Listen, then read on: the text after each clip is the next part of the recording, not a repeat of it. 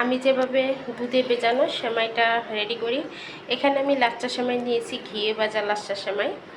আর এই সেমাইটা দুধে ভেজানোর জন্য আমি এখানে দুধ জাল করে নিয়েছি। 1 লিটার দুধ আমি খুব ভালো করে ঘন করে জাল করে নিয়েছি। আর এখানে দুধটা জাল করার সময় আমি চিনি দিয়েছি, আর হাফ কাপের মতো গুঁড়া দুধ দিয়েছি এখানে, আর চিনি দিয়েছি। আপনারা আপনাদের পরিমাণ মতো চিনি দিবেন। এতে করে কিন্তু অনেকক্ষণ ধরে ঘন করে জাল করলে দুধটা দিলে এই সেমাইটা খেতে কিন্তু খুব ভালো হয়। এখন উপর থেকে আমি কিশমিশ আর কাজু বাদাম ছিটিয়ে দেব। আর এই সেমাইটাতে দুধটা একটু বেশি দিতে হয়, কারণ সেমাইটায় দুধটা চুষে নেয়। এই যে দেখুন,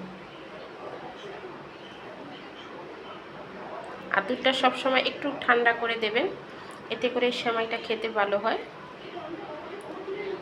এভাবে করেই আমি দুধ সেমাইটা রেডি করি।